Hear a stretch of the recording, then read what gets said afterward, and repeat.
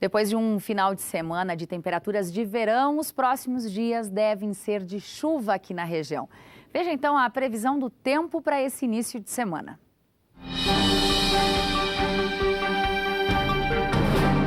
A previsão do tempo para terça-feira é de muitas nuvens com possibilidade de chuva em Passo Fundo. Mínima de 19 graus e máxima de 30. A quarta-feira será de céu encoberto com chuva fraca. Temperatura mínima de 20 graus e a máxima que chega a 26.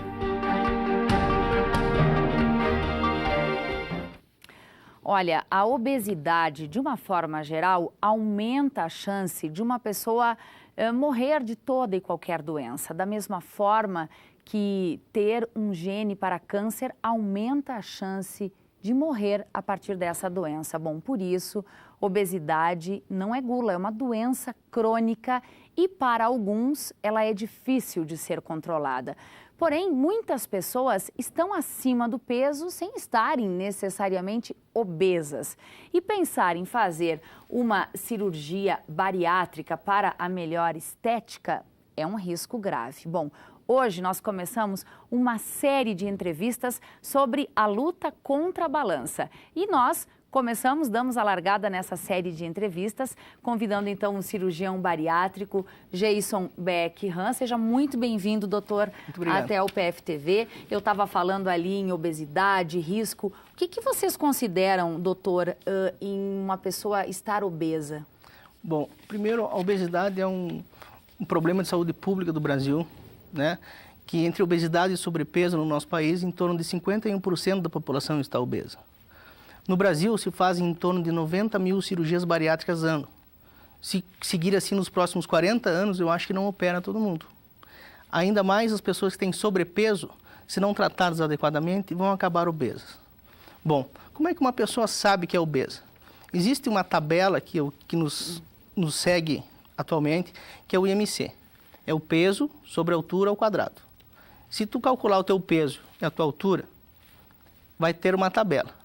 Até entre 25 e 30 é um sobrepeso. Ou seja, a partir do momento que se faz esse cálculo, acho que vale a pena reforçar a conta para que quem está em casa possa descobrir qual é o seu índice, não é, doutor? Até 30 é sobrepeso. Entre 30 e 35, obesidade grau 1. A partir de 35, obesidade grau 2. A partir de 40, obesidade mórbida. Mas a cirurgia, ela não deve ser indicada simplesmente no IMC. E sim deve ser levada em conta as doenças associadas. Perfeito. Talvez uma pessoa com obesidade grau 1 possa estar, por algum motivo, um pouco melhor do que quem está apenas obeso. Tudo depende, então, doutor, da situação da saúde desse paciente. Com certeza. A genética, neste ponto, é muito importante. Porque, às vezes, pode ter um paciente com índice de massa corpórea de 40, com obesidade mórbida, que não está tão doente quanto um paciente que tem 35 de índice, 36. Este paciente com 36 pode ter doenças associadas, inclusive doenças graves, como diabetes mellitus tipo 2, que é uma das doenças que mais matam o povo brasileiro. Pode ter uma hipertensão causada pela obesidade e é um paciente com alto risco de vir a ter um procedimento de um final de morte súbita. Ou seja, a indicação da cirurgia só deve ser feita por um médico e a partir da constatação da saúde desse paciente. Com certeza, mas o paciente tem que levar em conta que ele não deve procurar uma cirurgia bariátrica.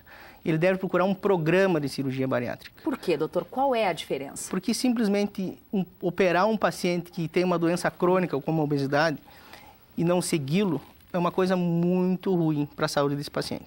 Ele tem que ter um programa de segmento com psicóloga, com nutricionista, com clínicos, com o próprio cirurgião bariátrico, porque todos os procedimentos devem ter uma reposição de vitaminas. Esse paciente tem que estar muito bem orientado no que ele vai seguir pela frente.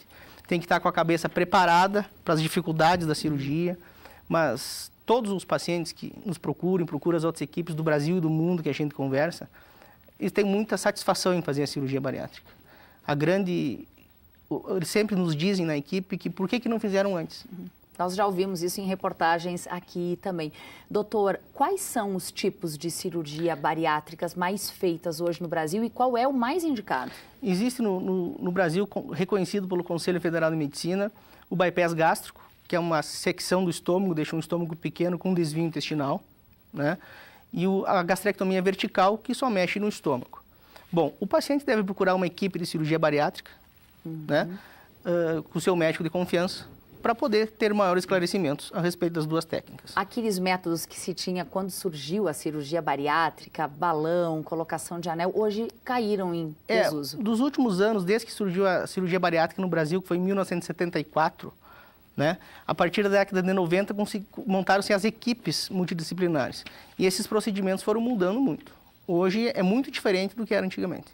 Hoje se reduz o tamanho do estômago, que é aquilo que você nos colocou, doutor, como a primeira opção, certo? Com uma ligação direta ao intestino, isolando o tamanho do estômago, certo? E a segunda alternativa, vale a pena reforçar? É a gastrectomia vertical. As duas são boas. Nos Estados Unidos, por exemplo, tem 50% de cada uma. Mas isso depende de cada paciente. Como todo processo cirúrgico implica em riscos, quais são os riscos de quem opta por fazer uma bariátrica? Olha, os riscos são muito baixos. Eu costumo dizer para os meus pacientes que se eles são de fora de Passo Fundo, que corre mais risco na estrada do que fazendo uma cirurgia bariátrica. Mas tem que procurar sempre uma equipe credenciada na sociedade brasileira, ver se seu médico está credenciado, se tem experiência em fazer cirurgia bariátrica. Aí os índices de morbidade e mortalidade caem muito baixos, devido a que uma cirurgia é feita por videolaparoscopia, o procedimento é relativamente rápido, né?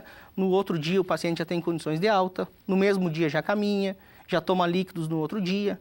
Então não é uma cirurgia que precisa de drenos, de sondas, é uma cirurgia em equipes treinadas relativamente tranquilo. Tá certo. Bom, já começamos bem a semana conhecendo um pouco mais desse universo. Doutor, muitíssimo obrigada. Eu que agradeço. E bom trabalho para você. Muito obrigado. Obrigada. Nós vamos seguir aqui a semana inteira trazendo notícias que têm a ver com a obesidade e amanhã, na segunda entrevista da série, nós vamos conversar com a nutricionista Fabrícia Peroso, que vai falar então e dar orientações do que é uma alimentação saudável também para o verão.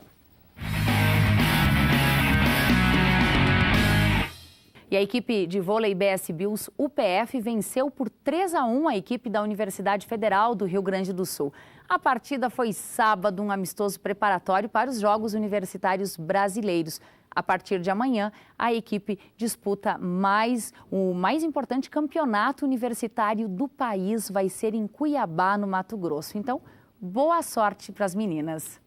Bom, quem nunca sentiu um bem-estar ao ouvir uma bela música, ao ouvir uma bela voz? Há 50 anos, um grupo criado pela UPF espalha os benefícios da música com apresentações por toda a região. E para comemorar essas 5 décadas, o Coral Universitário da UPF realizou um concerto no final de semana.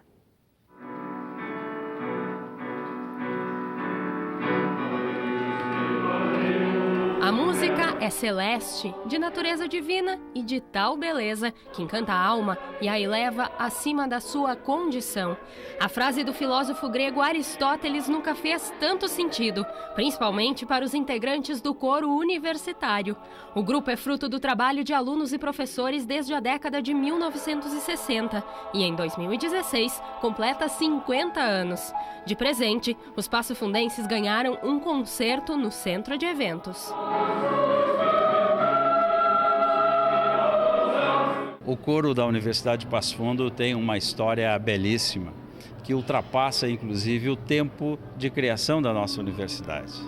Há 50 anos ele está aí oferecendo um entretenimento importante, trazendo música, trazendo cultura e, sobretudo, emocionando a todos nós. Todas as atividades do coro, por ser uma atividade de extensão, estiveram sempre presentes na comunidade.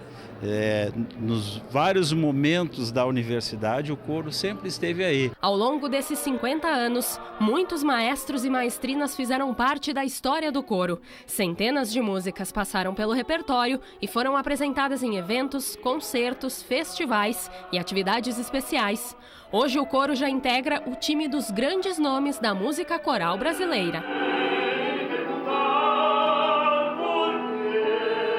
Projeto que vai agregando pessoas de diferentes áreas e diferentes cursos, que vai agregando a comunidade e que vai trabalhando, sobretudo, os aspectos mais sensíveis da vida humana, vai trabalhando com a essência do ser, o que é muito importante para a formação humanística, né?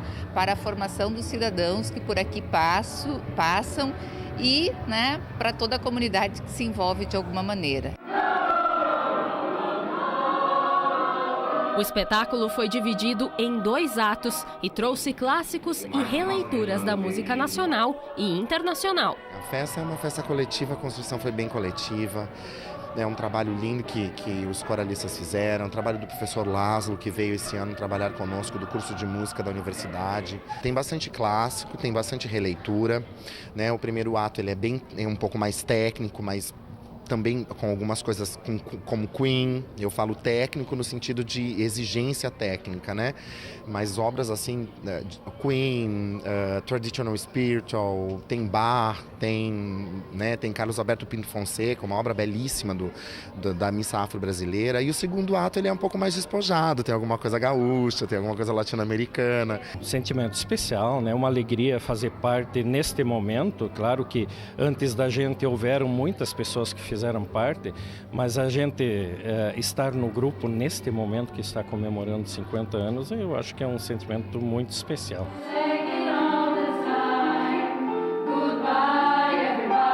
Sempre que a gente pode, a gente tem acompanhado, porque realmente eles sempre trazem músicas novas, coisas diferentes que atraem o público. Eu adoro acompanhar, tanto eu como meu marido, a gente sempre que pode acompanha.